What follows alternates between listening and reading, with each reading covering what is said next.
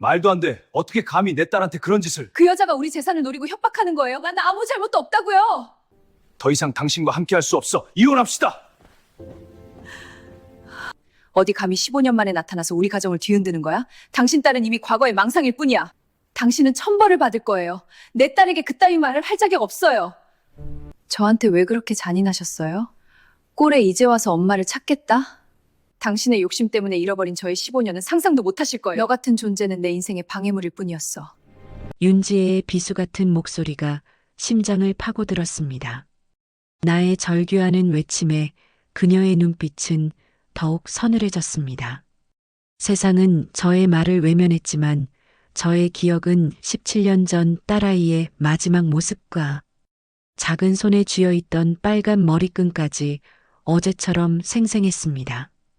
딸아이를 기다리는 제 낡은 화실에는 여전히 아이의 그림이 걸려있고 제 곁에는 17년 전부터 이 진실을 알고 있는 늙은 노견 복실이가 함께하고 있습니다.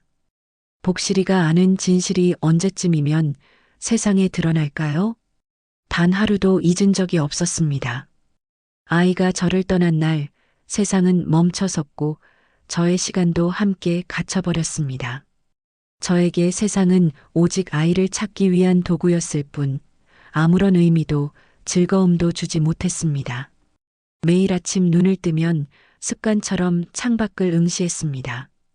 혹시나 하는 신락 같은 기대와 함께였습니다. 그리고는 다시 캔버스에 앉아 그림을 그렸습니다. 제가 할 수 있는 유일한 일이었습니다. 붓을 움직이는 저의 손은 마치 아이의 흔적을 더듬는 것처럼 조심스러웠습니다. 제 옆에 놓인 방석 위에서는 복실이가 늘어지게 하품을 했습니다. 녀석은 오늘도 꼼짝 않고 있었습니다. 녀석이 제 곁에서 조용히 숨쉬고 있다는 사실만으로도 저는 큰 위로를 받았습니다. 이 그리움 화실은 단순한 화실이 아니었습니다. 제 삶의 전부이자 딸아이를 기다리는 제 마음의 창이었습니다. 아이가 사라진 후 모든 것을 잃은 저는 이 화실을 열었습니다. 학교 앞은 아이가 다니던 초등학교가 있던 자리였고 아이가 사라진 놀이터와도 가까웠습니다. 저는 매일 아이들이 오고 가는 것을 보며 아이가 자란 모습을 상상했습니다. 때로는 지나가는 아이의 뒷모습이 제 딸처럼 느껴져 가슴이 철렁 내려앉기도 했습니다. 오늘도 여느 때와 다름없이 그렇게 아이를 그리고 있던 때였습니다. 맑은 초여름 햇살을 등지고 한 젊은 여인이 들어섰습니다. 그녀는 새로 이 초등학교에 부임한 최서연 선생님이라고 자신을 소개했습니다. 저의 붓을 든 손이 미세하게 떨리는 것을 느꼈습니다. 17년간 굳게 닫혀있던 제 심장이 격렬하게 울리기 시작했습니다. 가슴이 철렁 내려앉는 듯한 충격이었습니다. 저는 그녀를 보자마자 이유 모를 전율에 휩싸였습니다. 그녀의 걸음걸이, 그녀의 미소, 그녀의 목소리까지 모든 것이 낯설지 않았습니다. 그녀의 옆얼굴, 햇살 아래 반짝이던 검은 머리카락, 살짝 오므린 입술, 웃음소리, 조심스럽게 내딛는 발걸음, 손짓 하나하나가 잃어버린 딸 서연과 놀랍도록 닮아 있었습니다. 마치 어제의 기억이 현실로 나타난 것만 같은 기분이었습니다. 제가 그녀를 뚫어져라 바라보고 있다는 사실도 잊은 채 저는 멍하니 그녀를 응시했습니다. 잊었다고 생각했던 얼굴, 가슴 깊이 묻어두었던 아이의 모습이 그녀에게서 보였습니다. 저의 머릿속에는 아이를 마지막으로 보았던 그 순간의 기억들이 번개처럼 스쳐 지나갔습니다. 안녕하세요? 학교 옆이라 지나다니며 눈여겨봤어요. 그림 그리는 걸 좋아해서요. 당장 내일부터라도 수업이 가능할까요? 제가 정신을 차려야 할 때였습니다. 저는 황급히 마음을 진정시키려 애썼지만 쉽지 않았습니다. 네, 그럼요. 언제든 환영합니다. 제가 간신히 대답하며 그녀를 빤히 바라보자 서연은 저의 시선이 어색한 듯 밝게 웃으며 답했습니다. 네, 그러세요? 제가 흔한 얼굴인가 봐요. 그녀의 미소는 너무나 자연스러웠지만 저의 심장은 더욱 세차게 뛰기 시작했습니다. 많이 흔한 얼굴이라고? 아니, 저에게는 너무나 특별한 얼굴이었습니다. 바로 그때였습니다. 평소 손님들에게는 관심조차 보이지 않고 나이가 들어 거의 움직이지도 않던 늙은 복실이가 서연을 보자마자 벌떡 일어나는 것이 아니겠습니까? 그리고 복실이는 힘껏 꼬리를 흔들며 서연에게 다가갔습니다. 낑낑거리며 서연의 손에 얼굴을 부비는 모습이 저의 눈에 믿기지 않는 광경으로 비쳤습니다. 복실이의 행동은 저에게 또 다른 확신을 주었습니다. 어머, 강아지가 저를 좋아하나 봐요. 서연은 환하게 웃으며 복실이를 쓰다듬었습니다. 복실이는 서연의 손을 잡고 낑낑거리며 서연 주위를 맴돌았습니다. 저는 그 광경을 보며 온몸에 전율이 흐르는 것을 느꼈습니다. 눈물이 왈칵 쏟아질 것 같았지만 겨우 참아냈습니다. 복실이가 딸아이가 사라지고 처음으로 이토록 격렬한 반응을 보인 것이었습니다. 복실이는 잃어버린 날부터 저의 곁을 지킨 유일한 증인이었습니다. 저 늙은 개 복실이가 혹시 정말 아이를 알아본 것일까요? 이성을 지닌 제가 감히 상상조차 할 수 없는 일이었습니다. 걔가 15년 전의 사람을 기억할 리 없다고 스스로에게 되뇌었습니다. 하지만 제 마음속 깊은 곳에서는 이성적인 판단이 무너지는 것을 느꼈습니다. 이 느낌은 분명했습니다. 녀석의 행동은 전 아이와 함께하던 복실이의 모습과 똑같았습니다. 그날 이후로 저는 서연에게 어떻게든 말을 걸고 그녀에 대해 더 알고 싶다는 간절한 충동에 사로잡혔습니다. 그녀가 화실에 들를 때마다 저는 마치 구애라도 하는 듯 조심스럽게 그녀에게 다가갔습니다. 그리고 대화를 통해 서연이 고아 출신이라는 것을 알게 되면서 저의 확신은 더욱 커져갔습니다. 고아원에서 자랐다는 그녀의 이야기는 저에게 15년 전 아이의 유괴 사건을 떠올리게 했습니다. 복실이는 그 이후로도 서연이 화실에 올 때마다 같은 반응을 보였습니다. 녀석의 행동은 마치 제 딸이 다시 돌아온 것을 온몸으로 표현하는 듯 했습니다. 저는 딸을 찾았다는 희망으로 가슴이 벅차올랐습니다. 딸을 찾을지도 모른다는 희망에 잠 못 이루는 밤이 계속되었습니다. 화실에서 저는 용기를 내어 서연에게 저의 오랜 이야기를 조심스럽게 꺼냈습니다. 15년 전 잃어버린 딸, 매일매일 찾아 헤맨 시간, 그리고 복실이의 특별한 반응까지. 저의 절박한 눈빛은 그녀에게 진심으로 닿았던 것 같습니다. 서연 씨 미안하지만 한 가지 부탁이 있어요. 혹시 서연 씨만 허락한다면 DNA 검사를 한번 해봐도 될까요? 저의 목소리는 떨렸지만 그녀는 흔쾌히 받아들였습니다. 저도 제 친부모님을 찾고 싶어요. 해볼게요. 저는 그녀의 대답에 감격하여 눈물이 핑 돌았습니다.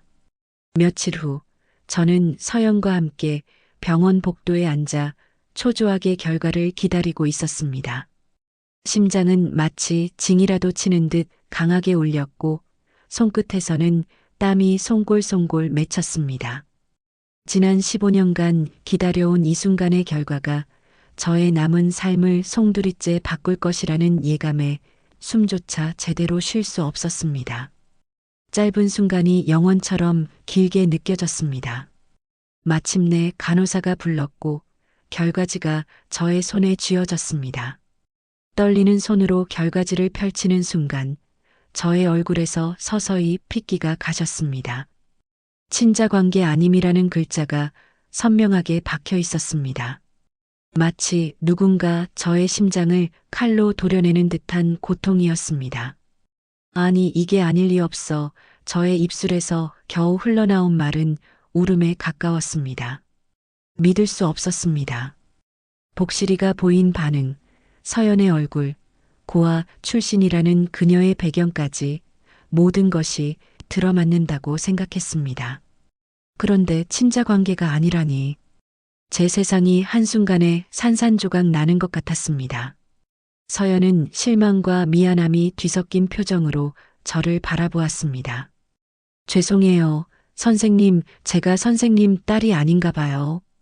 그녀의 목소리는 더없이 부드러웠지만 저의 귀에는 절망의 나락으로 떨어뜨리는 선고처럼 들렸습니다. 저는 아무 말도 할 수 없었습니다. 오랫동안 품어왔던 희망이 거짓으로 판명된 순간이었습니다. 서연은 미안한 마음에 저에게서 멀어져 가는 듯 했습니다. 그녀는 조심스럽게 병실 문을 열고 나섰고 저는 그저 그녀의 뒷모습을 망연자실 바라볼 뿐이었습니다. 그날 이후 저는 다시 혼자가 되었습니다. 저는 그저 하루하루를 무의미하게 보내는 기계처럼 살았습니다. 15년의 기다림 끝에 찾아온 절망은 너무나 가혹했습니다. 저의 착각과 미련이 서연에게까지 상처를 주었다는 생각에 죄책감마저 들었습니다. 저는 복실이를 쓰다듬으며 눈물을 흘렸습니다. 복실아, 너마저 날 속이는 거니? 저의 목소리는 떨렸고 눈물은 쉴 새 없이 흘러내렸습니다. 이 녀석은 제가 미친 사람이 아님을 알고 있는 유일한 존재라고 믿어왔는데 이제는 그 믿음마저 흔들리는 것 같았습니다. 한편 같은 시간 강태준 회장의 사무실에서는 그의 재혼한 부인 윤지혜가 서류를 보며 비웃듯이 웃고 있었습니다. 저는 그 비웃음의 의미를 알지 못했습니다. 저의 무지 속에서 그녀는 악의적인 쾌감을 느끼고 있었던 것이 분명했습니다. 깔끔하게 처리됐겠지? 박미숙 그 여자가 감히 내 남편 재산을 노리려 들어 내 아들 자리를 위협하려 들다니. 그녀의 입에서는 도끼 어린 말들이 쏟아져 나왔습니다. 그녀는 자신의 재산과 아들의 자리를 지키기 위해 저와 저의 잃어버린 딸을 철저히 짓밟으려 하고 있었습니다. 저는 이 모든 것을 알지 못한 채 그저 무의미한 나날을 보내고 있었습니다. 윤지혜의 눈빛은 냉혹했습니다. 그녀는 제 삶의 희망을 꺾는 것을 아무렇지 않게 여기는 듯 했습니다. 자신의 욕망을 위해서는 그 어떤 거짓말과 조작도 서슴지 않는 잔인한 사람이었습니다. 저는 그녀의 존재를 알지 못한 채 고통의 늪에서 허우적대고 있었습니다. 저는 화실문을 굳게 닫고 세상과의 모든 접촉을 끊었습니다. 저를 찾아오는 손님도 저의 안부를 묻는 이웃도 없었습니다. 아무도 저의 슬픔에 공감해주지 않았고 저의 아픔을 함께 나누려 하지 않았습니다. 동네 시장에 잠시 들렀을 때 저는 우연히 만난 지인들에게 제 이야기를 했습니다. 물론 저는 희망을 잃었다는 것을 숨긴 채 여전히 딸을 찾고 있다는 이야기를 얼버무렸습니다. 하지만 저에게 돌아온 것은 차가운 시선과 핀잔뿐이었습니다. 박 선생, 아직도 딸 찾는다고? 복실이 반응을 보고 믿었다고? 정신 차려요. 한 지인은 제 등짝을 때리며 훈계했습니다. 다른 지인은 제 눈을 똑바로 쳐다보지도 않은 채 말을 내뱉었습니다. 다 늙은 개가 이제 정신이 없어서 헷갈리는 거겠지. 딱하긴 하지만 언제까지 그렇게 살 거야? 저를 동정하는 듯한 말투 속에는 저를 한심하게 여기는 비난이 섞여 있었습니다. 정말 제가 헛된 미련에 사로잡혀 미쳐버린 것일까요? 이혼한 전 남편 강태준 회장이 저에게 전화를 걸어왔습니다. 그의 목소리는 차갑고 단호했습니다. 이제 그만 그 아이는 잊어요. 복실이가 아무리 영리해도 사람을 15년 만에 알아볼 리 없잖소. 더 이상 내 딸 서연 운운하며 소란 피우지 마시오. 그는 자신의 목소리에 실린 분노를 숨기려 하지 않았습니다. 그는 저에게 딸을 찾지 말라고 명령하는 것처럼 들렸습니다. 15년 전 그도 아이를 찾기 위해 애썼던 사람이었습니다. 하지만 이제는 그저 저의 발목을 잡는 방해꾼처럼 느껴졌습니다. 전 남편의 차가운 목소리를 듣는 순간 저는 모든 것을 잃은 기분이 들었습니다. 세상이 저를 등지고 저의 진실을 외면하는 것만 같았습니다. 하지만 저는 복실이의 눈빛 속에서 저에게 진실을 말해주는 듯한 간절함을 느꼈습니다. 저는 포기할 수 없었습니다. 아이가 사라진 15년 전 그날의 희미한 기억들을 다시 꺼내 보았습니다. 아이가 입고 있던 옷, 놀이터에서 놀던 모습, 친구들과 주고받던 이야기들, 그리고 CCTV 기록, 아이가 머물렀을지도 모르는 고아원 입소 날짜, 심지어 아이의 왼쪽 발목에 있던 작은 점까지. 저는 15년 동안 이 모든 단서들을 잊지 않고 마음속에 새겨두었습니다. 세상이 저를 비웃어도 그 누구도 저를 믿어주지 않아도 상관없었습니다. 복실이 녀석은 제 무릎 위에서 편안한 숨을 쉬고 있었습니다. 저는 따뜻한 복실이의 털에 얼굴을 묻고 눈물을 흘렸습니다. 복실아, 넌 알고 있지? 그 애가 우리 서연이라는 거 넌 거짓말 못하잖아. 세상에서 내 편은 너뿐이야. 저의 흐느낌이 어둠 속으로 스며들었습니다. 복실이는 고개를 들어 저의 얼굴을 하찼습니다. 마치 내가 맞아 힘내라고 말해주는 것처럼 말입니다. 녀석의 눈동자 속에는 한없는 사랑과 이해가 담겨 있었습니다. 녀석의 체온은 저의 차가운 마음을 조금이나마 녹여주었습니다. 저는 다시금 강한 의지를 다졌습니다. 그래, 아무도 안 믿어줘도 괜찮아. 복실이와 나만 알면 돼. 내가 엄마니까. 이제는 잃어버린 딸을 향한 그리움을 그리는 화가가 아닌 잃어버린 딸의 진실을 찾는 탐정의 심정으로 움직여야 했습니다. 제가 할 수 있는 모든 방법을 동원해야 했습니다. 저는 제가 기억하는 모든 단서를 다시 정리하고 15년 전 사건 기록을 뒤적이기 시작했습니다. 가장 먼저 떠오른 사람은 오성훈이라는 사람이었습니다.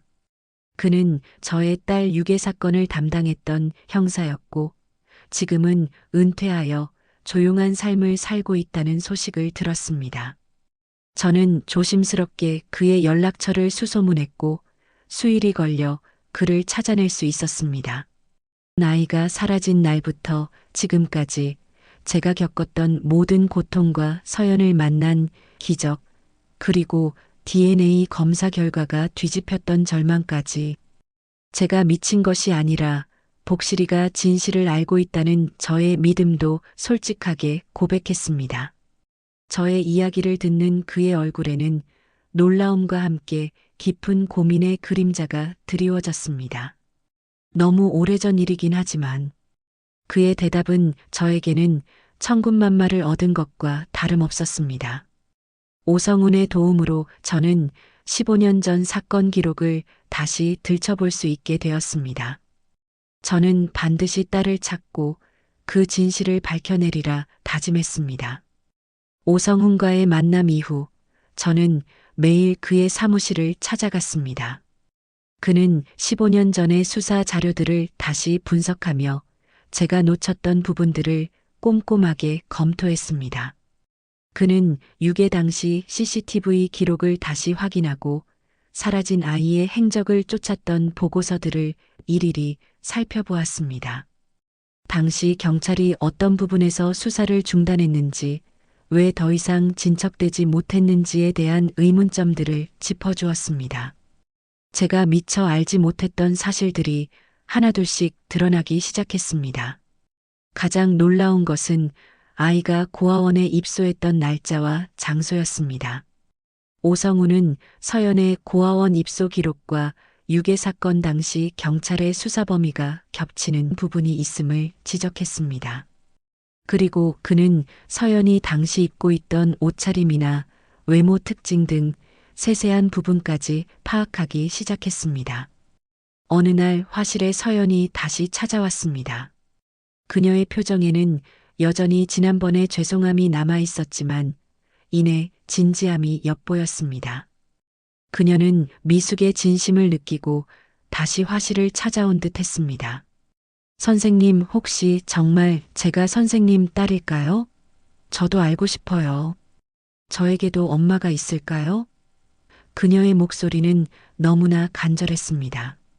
저는 그녀의 눈빛 속에서 저와 똑같은 간절함을 보았습니다. 저는 그녀의 질문에 바로 대답할 수 없었습니다. 오성훈 형사가 밝혀낼 진실을 기다려야만 했습니다. 서연 또한 자신의 친부모를 찾고 싶은 마음이 간절하다는 것을 그녀의 말과 행동에서 알 수 있었습니다. 바로 그때였습니다. 화실 문이 열리고 성훈이 안으로 들어섰습니다. 복실이는 어김없이 서연을 보자마자 벌떡 일어나 꼬리를 흔들고 서연의 무릎에 머리를 부비며 낑낑거렸습니다. 녀석의 행동은 지난번과 똑같았습니다. 성훈은 그 광경을 보고는 깜짝 놀란 표정을 지었습니다. 그는 녀석의 행동을 직접 눈으로 확인한 후 비로소 저의 말을 완전히 믿기 시작한 것 같았습니다. 그는 복실이의 행동이 단순한 우연이 아니라는 것을 직감적으로 깨달았습니다. 오성우는 복실이의 행동을 직접 목격한 후 눈빛이 완전히 달라졌습니다. 그의 얼굴에는 감탄과 함께 새로운 결의가 떠올랐습니다. 이상하네요. 걔가 이렇게까지 반응한다는 건 미숙 씨, 혹시 이 개가 15년 전 사건 당일에 함께 있었다고 했죠? 그의 질문은 마치 제게 확답을 요구하는 듯 했습니다. 네, 복실이도 그날 놀이터에 있었어요. 서연이가 복실이랑 놀다가 저의 목소리는 떨렸지만 더 이상 흔들리지 않았습니다. 성우는 잠시 복실이를 물끄러미 바라보았습니다. 그리고는 이내 단호한 목소리로 말했습니다. 동물의 기억력을 무시할 수 없습니다. 특히 이 복실이의 반응은 단순한 우연으로 보기에는 너무나 일관성이 있습니다. 그의 말은 저에게 큰 위로가 되었습니다. 복실이는 제가 그동안 얼마나 많은 고통 속에서 홀로 싸워왔는지 알고 있는 듯 조용히 저의 손을 핥아주었습니다. 서연은 오성훈의 재조사 과정에 동참하며 자신의 어릴 적 기억을 떠올리려 애썼습니다. 그렇게 저와 오성훈 그리고 서연은 15년 전 유괴 사건의 진실을 파헤치기 시작했고 얼마 지나지 않아 당시 수사 기록에서 조작된 흔적을 발견했습니다. 단순한 실수라고 하기에는 너무나도 의도적인 누락과 왜곡된 기록들이 드러났습니다. 진실이 서서히 베일을 벗기 시작한 것입니다. 한편 강태준 회장의 재혼 부인 윤지혜는 이 소식에 불안해하기 시작했다는 소문이 들려왔습니다. 그녀가 꾸며냈을지도 모르는 거대한 거짓의 탑이 무너질 수도 있다는 불안감에 사로잡혀 있었던 것이 분명했습니다. 저는 윤지혜가 저의 DNA 검사 결과를 조작했다는 것을 꿈에도 생각하지 못했습니다. 단지 재수사 과정이 그녀의 신경을 건드린 것이라고만 생각했습니다. 복실아, 정말 고맙다. 내가 아니었으면 저는 아직도 이 모든 진실을 모르고 암흑 속에 갇혀 있었을 거야. 15년 전 사건의 진실은 마치 거대한 거미줄처럼 복잡하게 얽혀 있었습니다. 서연 또한 적극적으로 재수사에 참여했습니다. 그녀는 고아원 시절의 기억을 되살리려 애썼고 그녀의 단편적인 기억 조각들은 오성훈의 조사에 결정적인 힌트를 주기도 했습니다. 오성훈은 서연이 입소했던 고아원을 다시 찾아갔습니다. 그곳의 오래된 기록 보관실에서 낡은 문서들을 뒤지던 중 그는 서연의 입소 서류에서 특이한 점을 발견했습니다. 서류 작성일이 유괴 발생 시점과 놀랍도록 가깝다는 것이었습니다. 오성훈은 고아원 서류에서 또 다른 결정적인 단서를 찾아냈습니다. 서연의 입소에 관여한 사람이 강태준 회장 측근이었던 인물이라는 점이었습니다. 당시 그 인물은 강태준의 비서로 일하고 있었는데 고아원에 아이를 맡긴 것이 그의 주도로 이루어졌다는 사실을 알게 되었습니다. 그는 곧바로 그 전직 비서를 추적하기 시작했습니다. 오랜 탐문 끝에 그는 도심의 한 변두리에서 어렵게 생활하고 있는 그 비서를 찾아냈습니다. 비서는 처음에는 모든 것을 부인하며 진실을 감추려 했지만 오성훈의 집요한 추궁과 윤지혜가 과거 자신에게 준 돈에 대한 압박감을 이기지 못하고 결국 모든 것을 털어놓았습니다. 비서의 고백은 충격적이었습니다. 그는 아이의 유괴 사건의 배후에 강태준 회장과 재혼한 부인 윤지혜가 있었다고 실토했습니다. 윤지혜가 자신에게 돈을 주고 아이를 고아원에 맡기도록 지시했다는 것입니다. 그리고 DNA 검사 결과가 조작된 것 역시 윤지혜의 지시였다는 사실도 함께 고백했습니다. 비서는 윤지혜가 자신의 아들의 미래를 위해 서연을 제거하려 했다고 털어놓았습니다. 재산 상속 문제 때문에 서연의 존재를 영원히 감추려 했던 것이었습니다. 저는 이 모든 이야기를 오성훈에게 전해 듣는 순간 온몸의 피가 식는 듯한 충격에 휩싸였습니다. 윤지혜, 그녀가 감히 이런 잔인한 짓을. 비서의 충격적인 고백은 저의 머릿속을 강타했습니다. 온몸의 피가 역류하는 듯한 격렬한 감정에 저는 숨조차 제대로 쉴 수 없었습니다. 믿을 수 없었습니다. 아니, 믿고 싶지 않았습니다. 사랑하는 딸을 잃은 슬픔 속에서 지내온 지난 15년의 세월이 단 한 사람의 잔인한 욕망 때문이었다니. 윤지혜, 그녀가 감히 이런 잔인무도한 짓을 저질렀다니. 저를 향한 그녀의 냉대와 조롱이 단순한 시기가 아니었음을 이제야 깨달았습니다. 저는 이제 딸을 찾는 것을 넘어 이 모든 진실을 밝히고 윤지혜를 단죄해야만 했습니다. 윤지혜에게 당장이라도 달려가 모든 것을 찢어발기고 싶었지만 이제는 이성을 찾아야 할 때였습니다. 감정적으로 행동하는 것은 그녀의 소나기에 놀아나는 것과 다름없다는 것을 깨달았습니다. 저의 딸이 윤지혜의 잔인한 계략 때문에 고아원에서 외롭게 자라야 했다는 사실은 제 마음을 갈갈이 찢어놓았습니다. 저는 서연에게 이 끔찍한 진실을 어떻게 말해야 할지 막막했습니다. 하지만 진실은 언젠가는 밝혀져야만 했습니다. 오성훈과 저는 심도 깊은 논의를 시작했습니다. 우선 윤지혜의 범행을 확실하게 입증할 추가 증거들을 확보하는 것이 급선무였습니다. 비서의 증언만으로는 부족했습니다. DNA 검사를 조작한 병원 관계자, 고아원 서류 조작에 가담한 인물들, 그리고 그녀의 재산 흐름을 추적하여 이 모든 계획이 재산 상속과 깊은 관련이 있음을 밝혀내야 했습니다. 오성훈은 유괴 사건 당시에도 배우가 있을 것이라는 의심을 거두지 않고 있었습니다. 강태준 회장에게 이 모든 사실을 알려야 한다는데 의견을 모았습니다. 그의 충격과 배신감은 윤지혜를 궁지에 몰아넣는 결정적인 역할을 할 수 있을 터였습니다. 저는 전 남편에게 윤지혜의 진실을 어떻게 전달해야 할지, 그의 반응은 어떠할지 복잡한 생각에 잠겼습니다. 그는 한때 저의 남편이었고 아이의 아버지였습니다. 그 또한 15년 동안 딸을 잃은 고통 속에서 살았을 것입니다. 하지만 윤지혜의 악행이 밝혀진다면 그의 세계는 송두리째 무너질 것입니다. 저의 복수심 속에는 서연에게 지난 시간을 보상해주고 싶은 간절한 마음이 자리하고 있었습니다. 윤지혜가 저지른 모든 죄를 밝혀내고 딸이 빼앗긴 삶의 시간과 행복을 되찾아주고 싶었습니다. 복실이는 조용히 저의 무릎에 머리를 기대고 있었습니다. 녀석의 따뜻한 온기가 저에게 앞으로 나아갈 힘을 주었습니다. 이제는 더 이상 물러설 곳이 없었습니다. 저는 전 남편에게 전화를 걸었습니다. 목소리가 떨릴까봐 애써 숨을 고르고 최대한 침착하게 만남을 요청했습니다.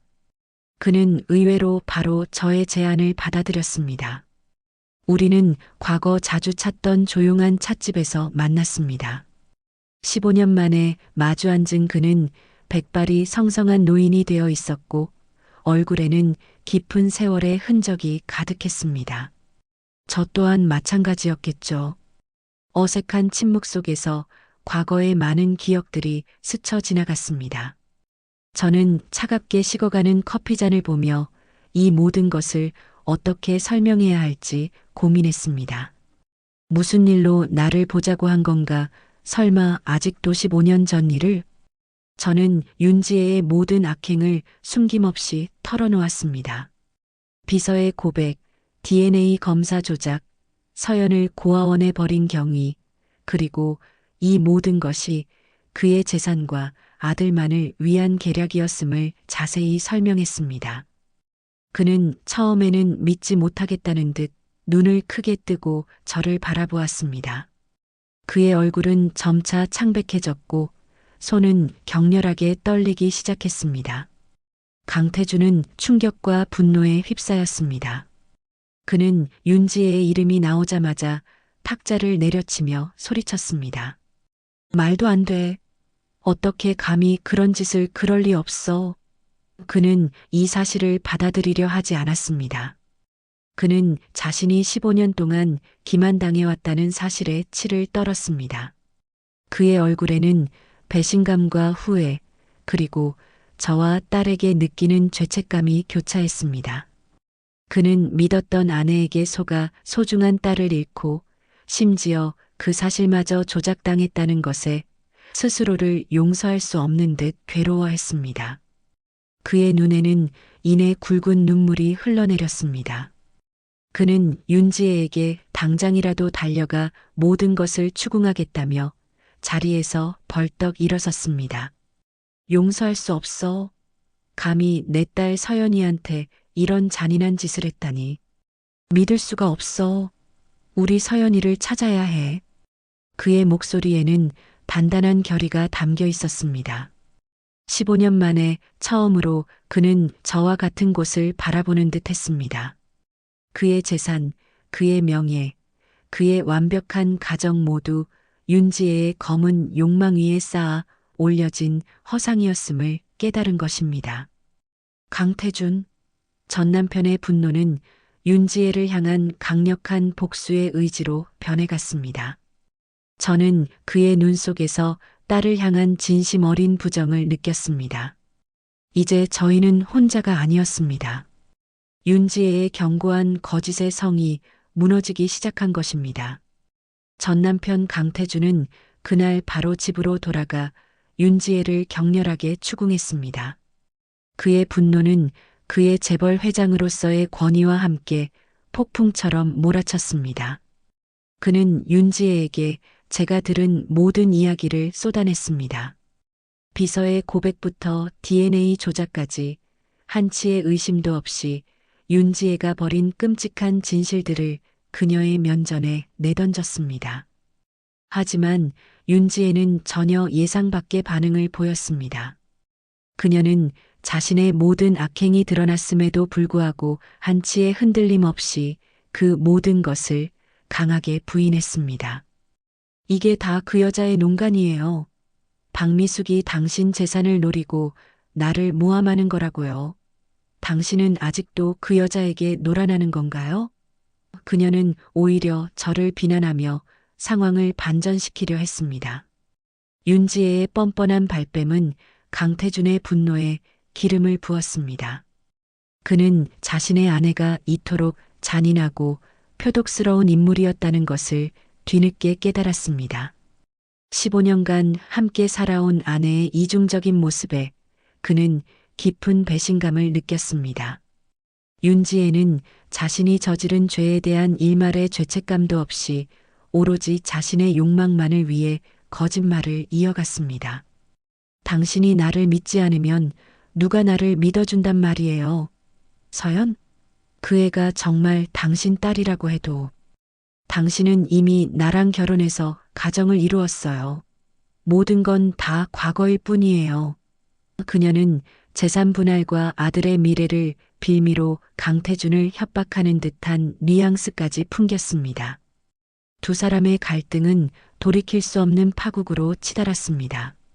그들의 싸움은 집안의 물건들을 부수는 소리로 이어졌고 결국 강태준은 윤지혜를 향해 이혼을 통보했습니다. 그의 목소리는 냉정하고 단호했습니다. 더 이상 당신과 한 하늘 아래 살 수 없어. 당신의 잔인함은 용서받을 수 없어. 그는 더 이상 윤지혜의 거짓말에 속지 않을 것이라고 말했습니다. 그는 더 이상 자신의 가정을 지키는 것이 의미 없음을 깨달았습니다.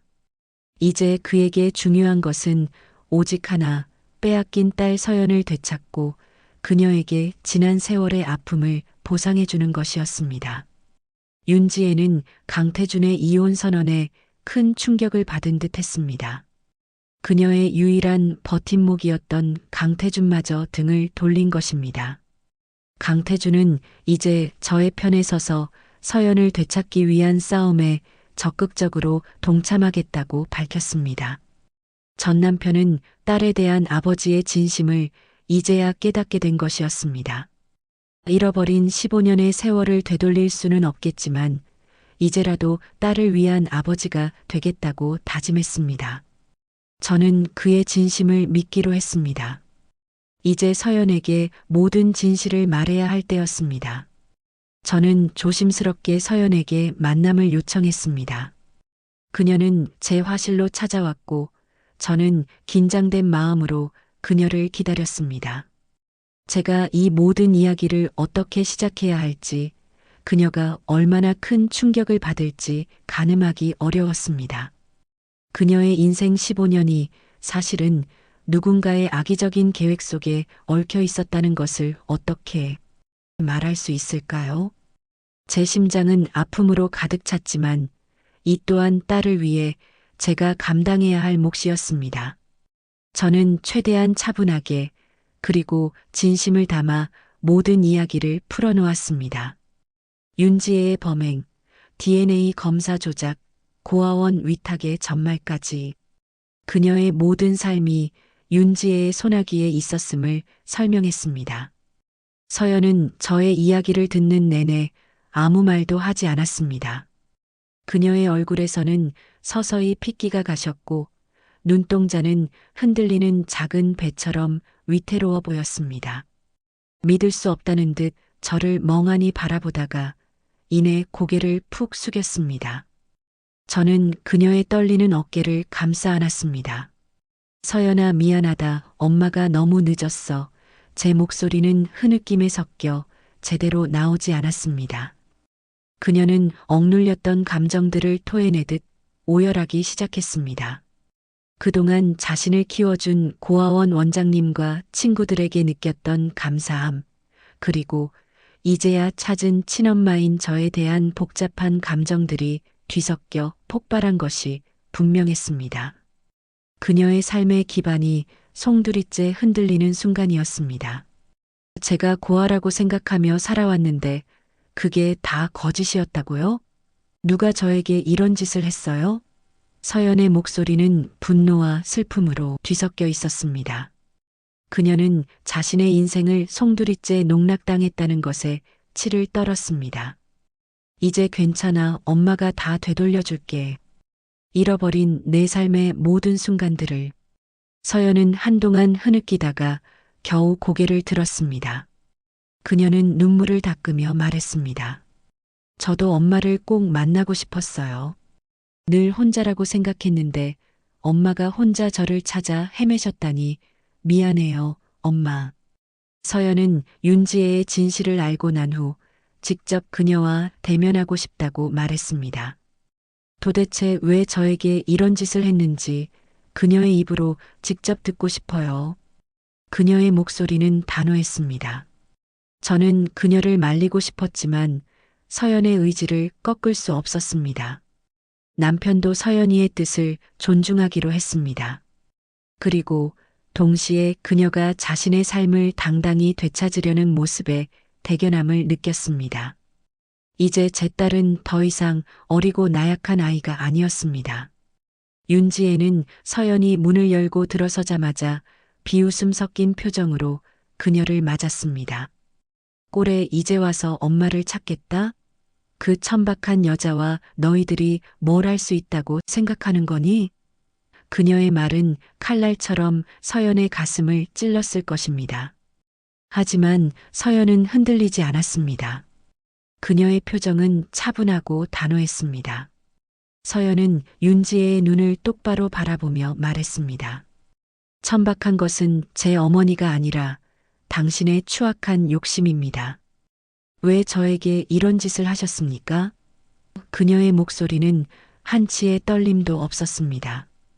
윤지혜는 서연의 당돌한 질문에 순간 당황한 듯 했지만 이내 다시 오만하게 코웃음을 쳤습니다. 왜냐고? 간단해. 내까짓게 나타나면 내 아들의 재산이 반으로 줄어들 테니까. 내 남편 자리도 위태로워질 테고. 그게 다야. 너 같은 존재는 내 인생의 방해물일 뿐이었어. 그녀의 말은 한치의 망설임도 없는 악의 그 자체였습니다. 자신의 이기적인 욕심 때문에 한 아이의 삶을 송두리째 빼앗았다는 것에 대한 어떠한 죄책감도 없었습니다. 그녀는 서연을 향해 비웃음과 함께 위협적인 말을 내뱉었습니다. 이제라도 내 주제를 알고 조용히 사라져. 그렇지 않으면 너도 그 여자처럼 비참해질 테니까. 그녀는 서연의 약점을 파고들어 공포심을 심어주려 했습니다. 하지만 윤지혜의 위협은 서연에게 통하지 않았습니다. 오히려 그녀의 잔인한 고백은 서연의 결심을 더욱 굳건하게 만들었습니다. 서연은 윤지혜의 눈을 똑바로 바라보며 말했습니다. 당신의 욕심 때문에 잃어버린 저의 15년은 그 무엇으로도 되돌릴 수 없을 겁니다. 하지만 저는 더 이상 숨지 않을 겁니다. 제 이름 최서연, 박미숙 여사의 딸 최서연으로 당당히 살아갈 것입니다. 당신의 죄는 반드시 심판받을 것입니다. 서연의 목소리는 작지만 강한 파동을 지닌 울림으로 그녀의 악행을 심판하는 듯 했습니다. 이제 서연은 더 이상 윤지혜의 말에 좌우되지 않는 강인한 여성으로 거듭났습니다. 오성우는 윤지혜의 충격적인 고백과 서연의 대면 내용을 듣고는 본격적으로 그녀의 추가 범죄 증거를 수집하기 시작했습니다. 그는 그녀의 재산 흐름, 불법적인 사업 확장, 그리고 과거 다른 사건 연루 가능성까지 샅샅이 파헤쳤습니다. 비서의 증언을 토대로 DNA 검사를 조작한 병원 관계자를 추적했고 고아원 서류 조작에 관여했던 인물들을 다시 찾아 나섰습니다. 그는 오랜 형사 경험에서 나온 직감과 날카로운 수사력으로 윤지혜의 견고한 거짓의 벽에 균열을 내기 시작했습니다. 그의 끈질긴 노력은 윤지혜가 단순한 유괴를 넘어 더 큰 그림을 그리고 있었음을 증명해 보였습니다. 가장 먼저 드러난 것은 그녀의 부동산 투기 의혹이었습니다. 오성우는 윤지혜가 남편 강태준 회장의 정보를 이용해 미공개 개발 지역의 땅을 미리 사들여 막대한 차익을 남겼다는 증거들을 찾아냈습니다. 이 과정에서 그녀는 여러 위장법인을 설립하고 복잡한 거래 방식을 통해 자금을 세탁하는 등 치밀하게 범죄를 은폐하려 했습니다. 그의 눈에는 이 모든 것이 15년 전 서연의 유괴와 DNA 조작과 같은 선상에 있는 악행으로 비쳤습니다. 그녀의 검은 욕망은 오직 돈과 권력을 향해 있었던 것이 분명했습니다. 오성우는 남편 강태준의 회사 내부 자료를 통해 그녀의 부당이득을 계산하고 관련 서류들을 확보했습니다. 또한 DNA 검사 조작에 결정적인 역할을 했던 병원 관계자를 찾아냈습니다. 그는 윤지혜에게 매수되어 서연의 DNA 검사 결과를 친자 관계 아니므로 위조했던 것입니다. 이 관계자는 윤지혜의 끊임없는 압박과 은밀한 거래 속에서 죄책감에 시달리고 있었습니다.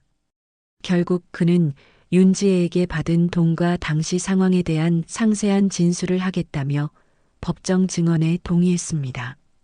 이 모든 것이 마치 톱니바퀴처럼 맞물려 윤지혜를 향한 법적 포위망이 좁혀져 갔습니다. 한 사람의 욕망이 얼마나 잔인하고 무서운 결과를 초래하는지 새삼 깨달았습니다. 그녀는 그동안 저의 딸에게 씻을 수 없는 상처를 주었을 뿐만 아니라 법망을 피해 부당한 이득을 취하며 살아왔던 것입니다. 이제 더 이상 미룰 수 없었습니다. 변호사와 상담하고 확보한 증거들을 체계적으로 정리했습니다. 정의는 반드시 승리할 것이라는 희망이 저의 마음속에 강하게 피어났습니다.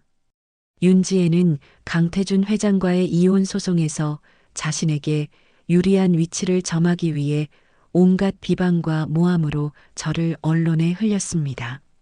15년 만에 나타나 재벌 전 남편에게 재산을 요구하는 파렴치한 여자, 딸을 이용해 상류층에 재진입하려는 추악한 욕망이라는 자극적인 기사들을 통해 저를 철저히 매도했습니다. 한편으로는 서연의 고아원 출신이라는 사실을 왜곡하여 그녀를 정체불명의 여자로 둔갑시키려 했습니다. 그녀의 언론 플레이는 교묘하고 집요했습니다. 사람들의 동정심을 자극하면서도 동시에 저와 서연에게 사회적인 비난의 화살을 돌리려 했습니다.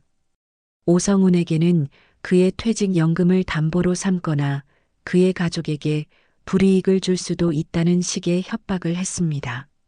하지만 윤지혜의 이러한 비열한 시도들은 오히려 저와 서연 그리고 오성훈의 결속을 더욱 단단하게 만들었습니다. 우리는 그녀의 악랄함에 분노했지만 동시에 그녀가 얼마나 절박한지를 역설적으로 알 수 있었습니다. 우리는 윤지혜의 위협에 굴하지 않고 정면으로 맞서 싸울 준비를 마쳤습니다. 하지만 그렇게 모두가 단단해져 갈 때 저에게 또 다른 위기가 찾아왔습니다. 바로 복실이었습니다. 15살의 노견 복실이는 갑자기 식사를 거부하고 기력 없이 쓰러졌습니다. 저는 복실이를 안고 불이 나게 동물병원으로 달려갔습니다. 수의사는 복실이의 나이를 고려했을 때 갑작스러운 건강 악화는 치명적일 수 있다고 말했습니다. 나이가 너무 많아서 각오하셔야 할 것 같습니다. 수의사의 침통한 표정과 말은 저의 심장을 또다시 얼어붙게 만들었습니다. 윤지혜와의 싸움에서 반드시 승리해야 할 시점에 복실이가 아프다니. 저의 유일한 위안이자 딸의 증인인 복실이마저 떠나려 하는 것 같아 두려움이 밀려왔습니다. 복실아, 아직 가면 안 돼. 서연이가 진짜 내 딸이라는 거 증명하는 걸 복실이 너도 봐야지. 저의 목소리는 절박했습니다. 서연이도 병원으로 달려와 복실이의 옆을 지켰습니다. 복실이는 힘없이 서연의 손을 핥으려 애썼습니다. 녀석의 따뜻한 눈빛은 여전히 저희에게 희망을 전하는 듯 했습니다. 남편 강태준은 윤지혜의 악랄한 언론 플레이와 저희를 향한 압박을 보며 완전히 돌아섰습니다. 그는 아내가 이토록 추악한 방법으로 자신의 가정을 지키려 한다는 것에 치를 떨었습니다. 그의 마음속에 남아있던 윤지혜에 대한 마지막 일말의 연민마저도 싸늘하게 식어버렸습니다. 그는 윤지혜에게 더 이상 어떤 자비도 베풀지 않겠다고 선언했습니다. 그리고 그는 저와 오성훈에게 연락하여 윤지혜와의 법적 공방에 적극적으로 참여하겠다는 의사를 밝혔습니다. 그는 자신의 변호사들과 회계사들을 투입하여 윤지혜가 숨겨왔던 재산의 비밀 장부와 위장 회사들을 추적하기 시작했습니다. 그는 윤지혜가 서연의 존재를 은폐하기 위해 사용했던 회사 자금의 흐름까지 낱낱이 밝혀내겠다고 선언했습니다. 15년 동안 이어진 윤지혜의 추악한 음모가 세상에 드러나는 것은 시간 문제였습니다. 강태준은 자신이 사랑했던 아내의 가면이 벗겨지는 것을 자신의 두 눈으로 확인하겠다고 말했습니다. 그의 분노는 상상 이상으로 거대했습니다. 특히 강태준은 자신이 가장 아꼈던 아들 윤지혜의 친아들마저도 윤지혜의 잘못된 욕망에 이용되었다는 사실에 큰 상처를 받았습니다. 그는 아들을 위해 윤지혜의 비리를 감추는 것이 아들에게 더 큰 독이 될 것이라고 판단했습니다. 그는 아들에게도 이 모든 진실을 알리고 바른 길을 선택하도록 설득하겠다고 말했습니다. 그는 윤지혜의 악행으로 인해 무너진 자신의 가정을 바로 세우고 딸 서연의 상처를 치유하기 위해 모든 것을 걸겠다고 다짐했습니다. 그는 진심으로 저희에게 사죄하고 지난 15년간의 잘못을 속죄하려 했습니다.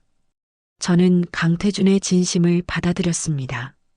그도 한때는 저와 같은 고통 속에 살았던 아이의 아버지였으니까요. 저희는 반드시 승리하여 복실이에게 그 영광을 안겨줄 것이라고 다짐했습니다.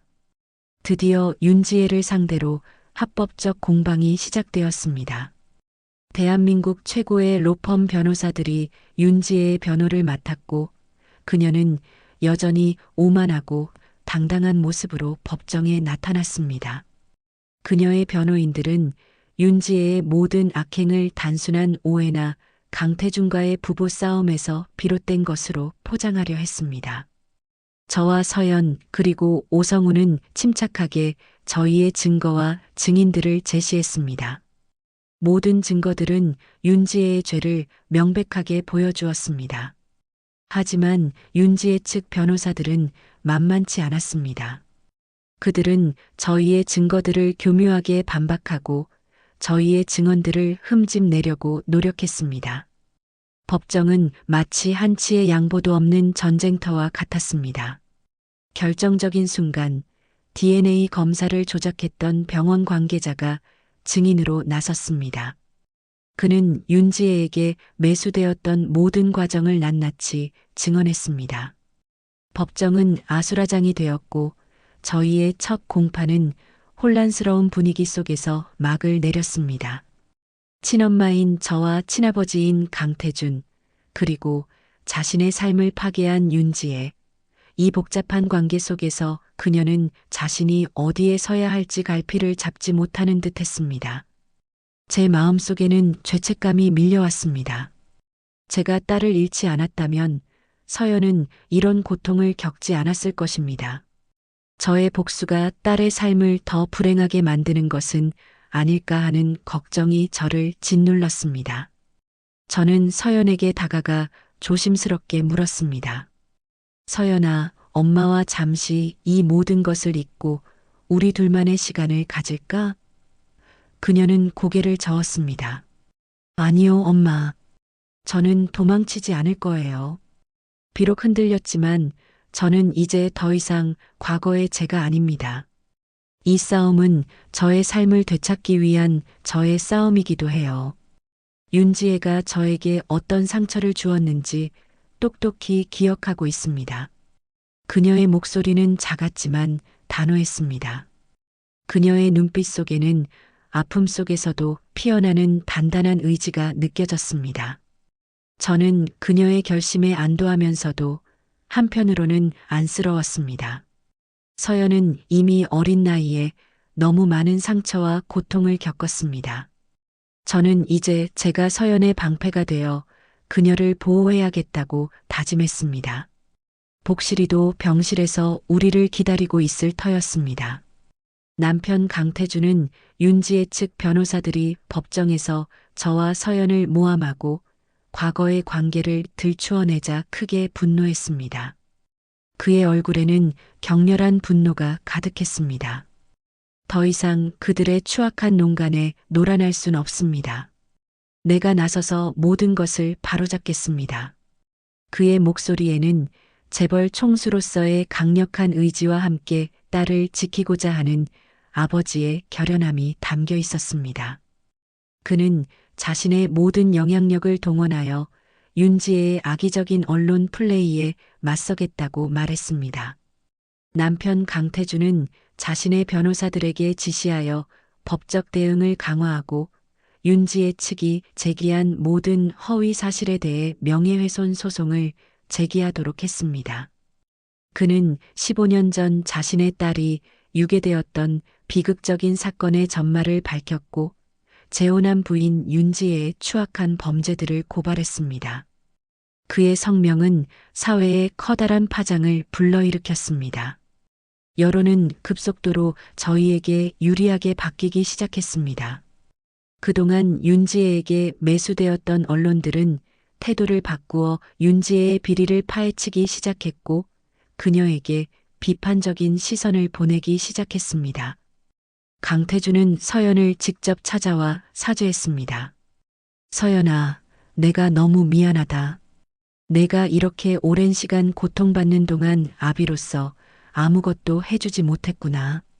그의 목소리에는 깊은 후회와 함께 딸을 향한 진심 어린 부정이 담겨 있었습니다. 서연은 그의 사과에 눈물을 흘렸지만 이내 그를 받아들였습니다. 그녀에게는 15년 동안 찾아 헤매던 아버지의 존재가 필요했습니다. 남편은 앞으로 모든 재산 관련 소송에서 서연에게 유리한 방향으로 진행할 것을 약속하며 자신의 모든 것을 동원해 서연을 보호하겠다고 다짐했습니다. 그는 아버지로서 서연에게 해줄 수 있는 모든 것을 해주려 했습니다. 이제 서연에게는 든든한 방패가 생긴 셈이었습니다. 그가 진정으로 딸을 위해 움직여주니 저의 마음의 짐도 조금이나마 덜 수 있었습니다. 이제 우리는 승리를 향해 한 걸음 더 나아갔습니다. 복실이의 상태는 점점 더 나빠지고 있었습니다. 병실의 공기는 무겁고 저의 마음은 찢어질 듯 아팠습니다. 수의사는 더 이상 해줄 수 있는 것이 없다며 마음의 준비를 해야 할 것 같다고 말했습니다. 저는 복실이의 곁을 떠나지 않고 밤낮으로 간호했습니다. 녀석의 숨소리는 갈수록 희미해지고 따뜻하던 체온마저 차가워지는 것을 느꼈습니다. 저의 유일한 버팀목이었던 복실이가 이제 정말 저를 떠나는 것 같아 두려움이 밀려왔습니다.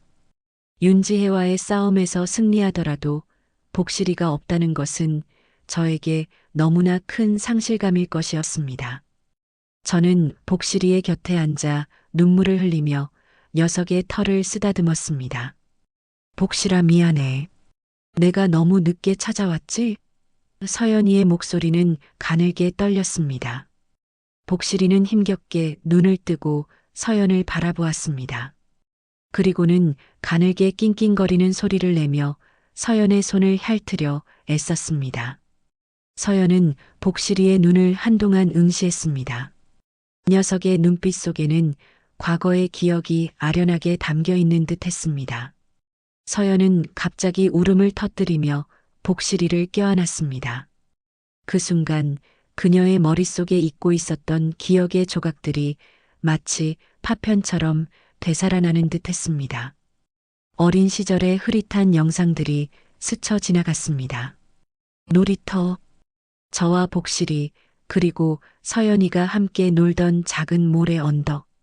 복실이의 등에 올라타 웃음을 터뜨리던 순간, 그리고 작은 모래성 위에 놓여있던 빨간 머리끈.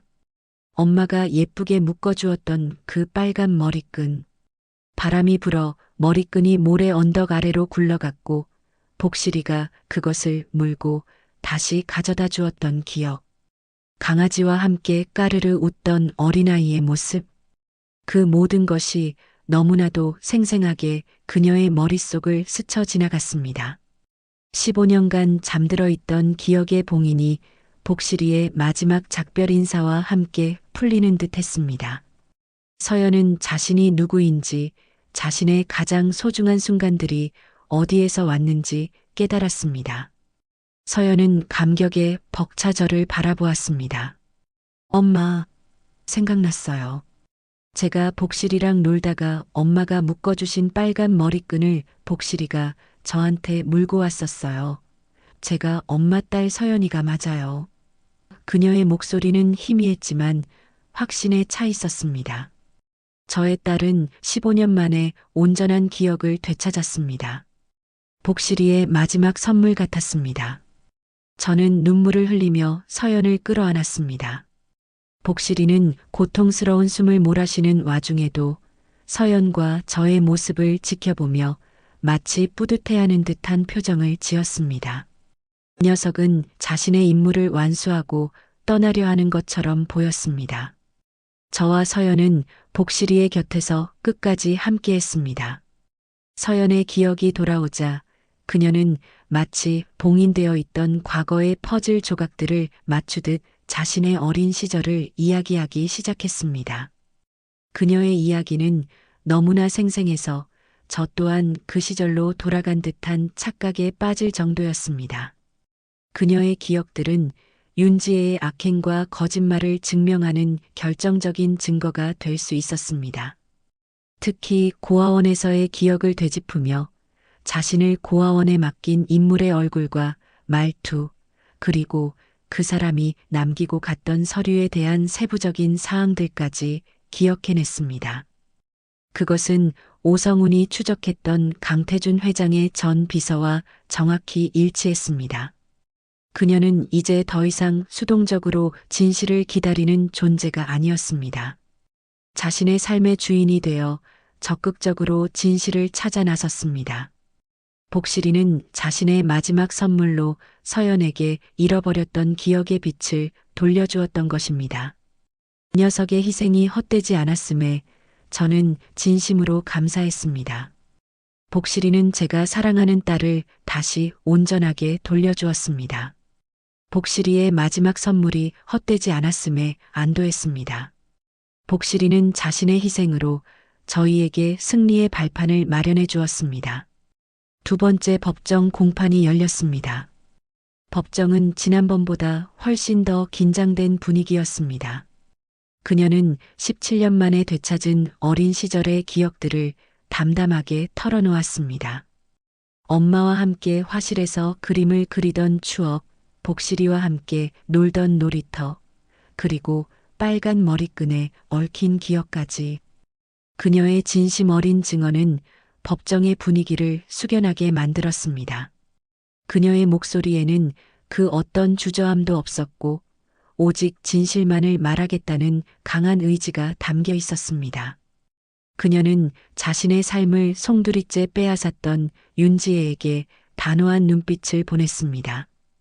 그녀의 죄는 더 이상 부인할 수 없는 명백한 사실이 되었습니다. 모든 증거와 증언 앞에서 윤지혜는 더 이상 도망칠 곳이 없었습니다.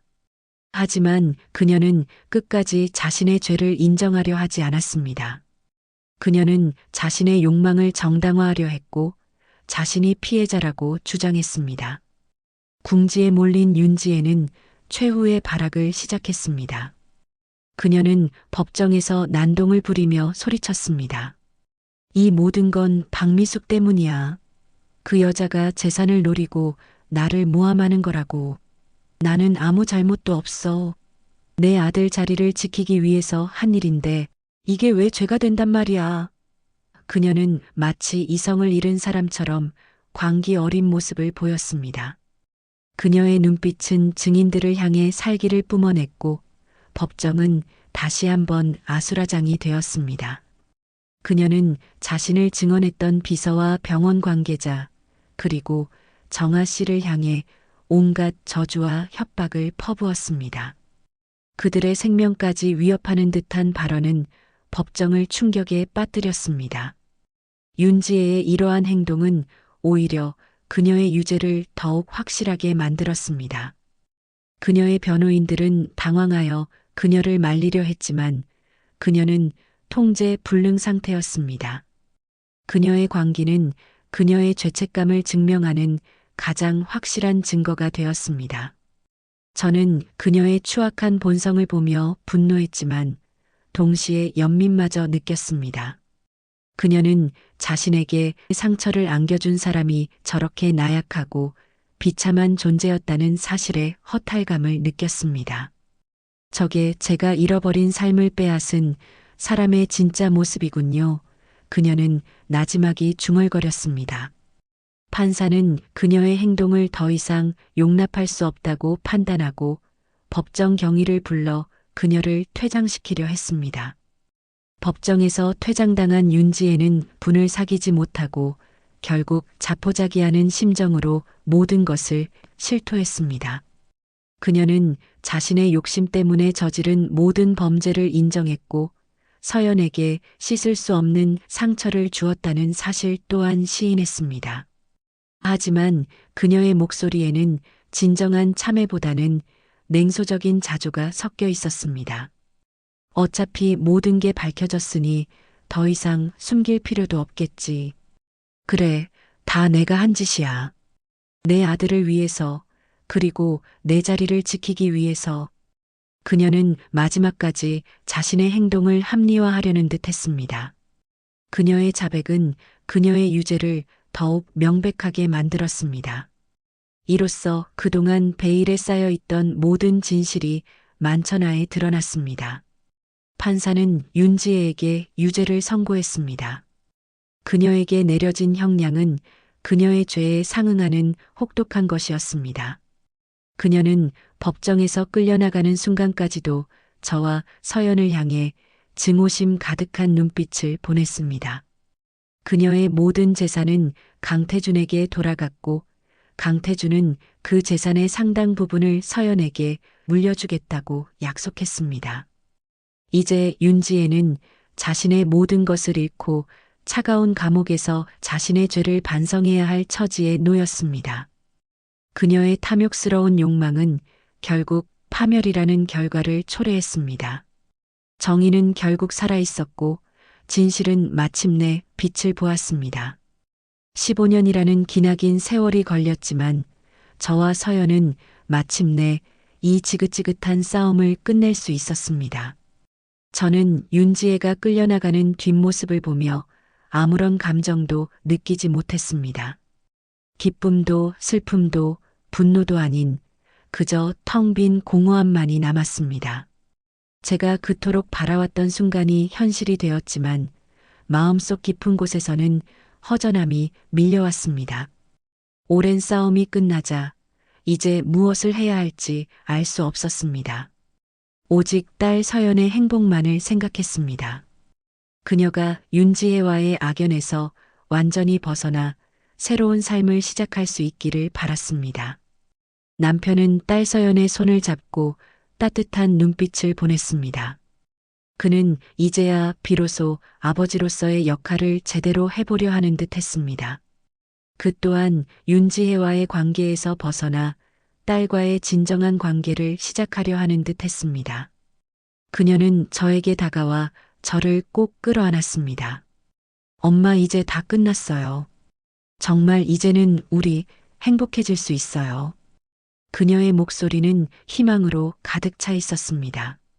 법정에서의 모든 싸움이 끝나고 정의가 승리했다는 기쁜 소식에도 불구하고 저희는 병실에서 슬픔을 감추지 못했습니다. 이제는 복실이에게도 이 기쁜 소식을 전할 수 있게 되었습니다. 복실이가 힘겨운 숨을 몰아쉬며 마지막 순간을 맞이하고 있었기 때문입니다. 복실이는 저희가 법정에서 돌아오자 희미한 눈으로 저희를 바라보았습니다. 저는 복실이의 곁에 앉아 그녀의 털을 쓰다듬으며 조용히 속삭였습니다. 복실아, 서연이야, 우리 서연이가 돌아왔어. 내가 알아봤잖아. 윤지혜는 벌을 받았고 이제 모든 게 제자리로 돌아올 거야. 제 목소리는 떨렸지만 복실이는 저의 말을 알아듣는 듯 희미하게 눈을 깜빡였습니다. 녀석의 따뜻한 체온은 갈수록 식어갔습니다. 서연은 복실이의 머리를 제 무릎에 얹고 그녀를 쓰다듬었습니다. 복실아, 고마워. 내 덕분에 내가 엄마를 찾았어. 잊고 있었던 기억도 되찾았고 정말 고마워. 서연의 눈물은 복실이의 털을 적셨습니다. 복실이는 마지막 힘을 내어 서연의 손을 할그려 애썼습니다. 그리고 작은 꼬리를 한번 아주 천천히 흔들었습니다. 마치 저희에게 마지막 작별 인사를 하는 듯 했습니다. 녀석의 눈빛 속에는 한없는 사랑과 평화로움이 담겨 있었습니다. 녀석은 자신이 지켜온 임무를 완수하고 이제 편안하게 쉬고 싶다는 듯 고요한 숨을 내쉬었습니다. 저희는 녀석의 곁에서 마지막 순간까지 함께 했습니다. 복실이는 그렇게 서연과 저의 따뜻한 손길 속에서 조용히 눈을 감았습니다. 녀석의 작은 심장은 영원히 멈추었고 병실에는 고요한 슬픔만이 가득했습니다. 저희는 복실이의 마지막 숨이 멎는 순간까지 녀석의 곁을 지켰습니다. 저에게 복실이는 단순한 반려견이 아니었습니다. 녀석은 저의 가장 친한 친구이자 저의 딸을 기억하는 유일한 증인이었습니다. 녀석의 존재 덕분에 저는 절망 속에서도 희망을 잃지 않을 수 있었고 마침내 딸을 찾을 수 있었습니다. 복실이의 희생과 사랑은 저희 가족에게 영원히 잊을 수 없는 가장 소중한 선물이었습니다. 녀석은 진정한 가족의 일원이었습니다.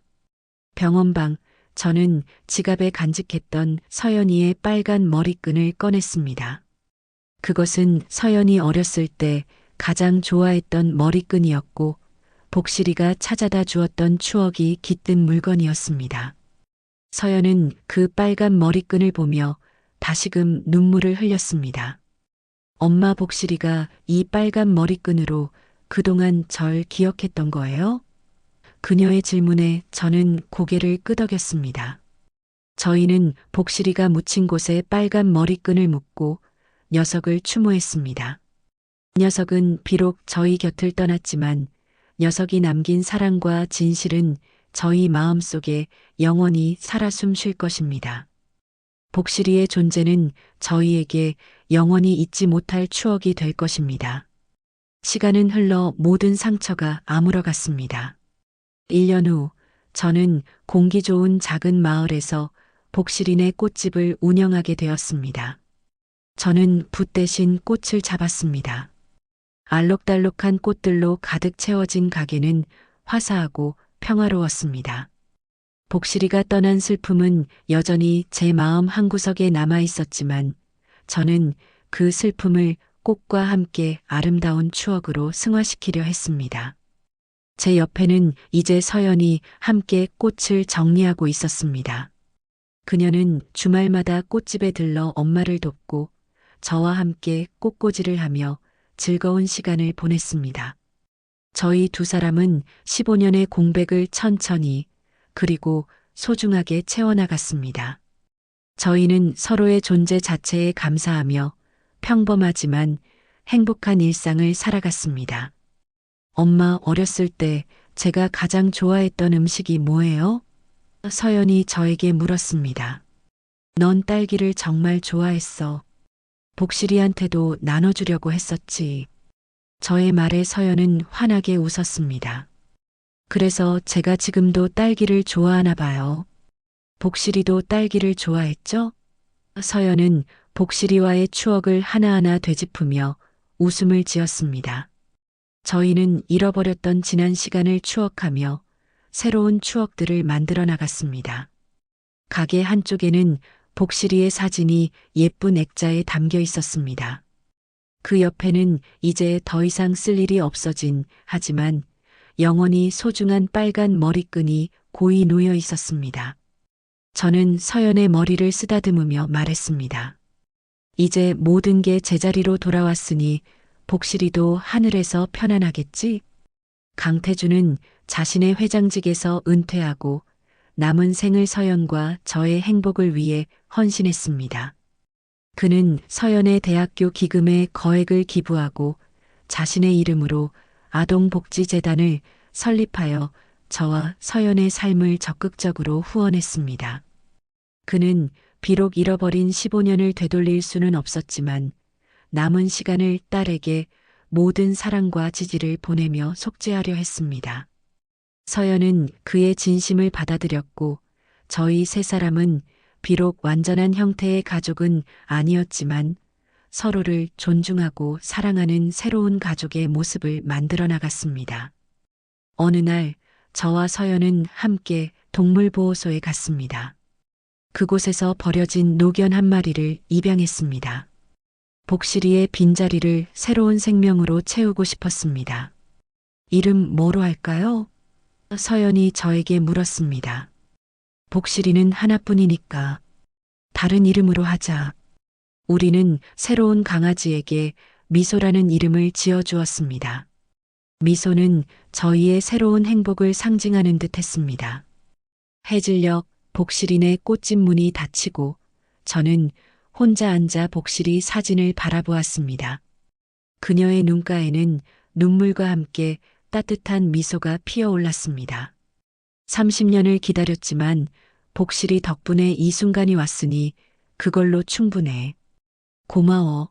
복실아, 늦었지만 후회는 없어. 내가 증명해줬잖아. 복실이 사진 속 강아지는 환하게 웃고 있었습니다. 복실이의 사랑과 희생은 저희 가족의 마음에 영원히 빛나는 별처럼 남아있을 것입니다. 저희는 복실이와 함께 찾은 행복을 영원히 간직할 것이라고 다짐했습니다. 구독과 좋아요도 한 번씩 부탁드려요. 앞으로도 여러분의 나날 잔잔한 위로가 될 이야기로 찾아뵙겠습니다. 지금 어디에서 시청하고 계신지 댓글로 남겨주세요. 따뜻한 한마디가 누군가에게는 세상 가장 큰 위로가 될 수도 있습니다.